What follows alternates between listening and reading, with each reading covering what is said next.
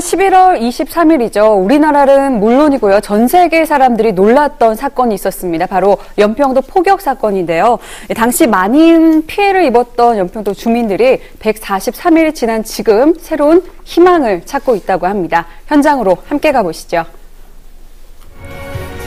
2010년 11월 23일 세상을 떠들썩하게 했던 연평도 포격 사건. 그땐 정신이 없어. 그날 이후 143일이 지났습니다. 연평도 주민들은 어떻게 지내고 있는지 궁금하네요. 마을에 울려 퍼지는 풍악 소리, 연평도에 무슨 일일까요? 삶의 터전이 연평도에 돌아와 다시 희망을 찾는 사람들. 올봄 꽃게잡이에 이어서 풍어제가 열렸는데요. 만선과 평화를 기원하는 현장 함께 보시죠. 네, 다시 찾아간 연평도, 아직도 그곳엔 피해 현장이 생생하게 남아 있었습니다. 사건 직후 80% 이상의 주민이 연평도를 떠났었지만 지금은 대부분 돌아왔다고 하는데요.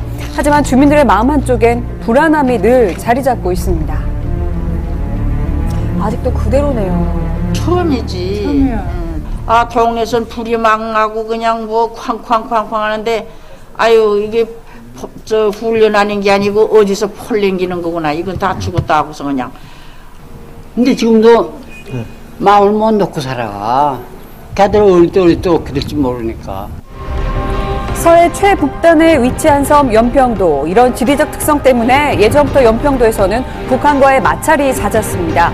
하지만 일반 주민이 직접 피해를 입은 경우는 지난 포격 사건이 처음이었다는데요. 건물 안으로 들어가 보니 상황은 더 심각했습니다. 지붕도 무너진 상태였는데요. 피해를 입은 가옥들은 철거 후 다시 짓게 됐다고 합니다. 여기 살던 분들은 딴 곳에 지금 계시겠네요. 건물 안에는 급하게 대피했던 사람들이 미처 챙기지 못한 옷가지와 살림살이들이 그대로 남아 있었는데요. 2시 30분. 시간이 멈춰버린 것 같죠.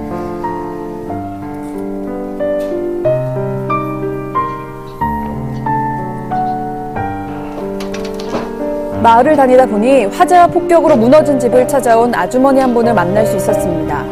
왠지 모를 안타까움이 느껴지는데요.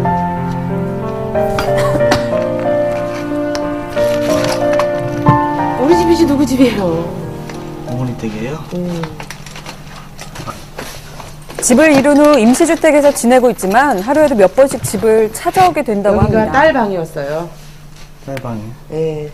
여기 침대 있었고 여기 뭐 이렇게 책장 있었고 책상 있었고. 어려운 살림이었지만 열심히 일해서 장만한 집이었기 때문에 더 애틋한 마음이 남아있는 공간이었다는데요.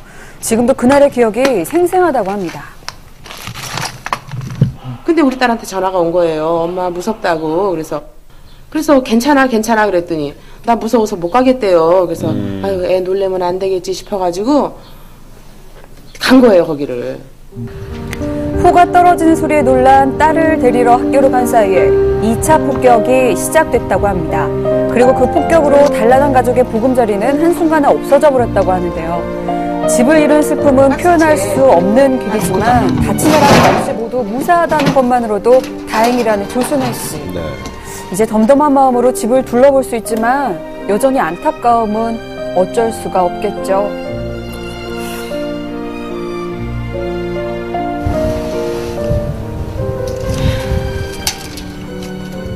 다른 거는 다 새로 장만하면 되는데 네. 아이 사진 그래요. 그거 없어진 게 제일 가슴이 저려. 그거는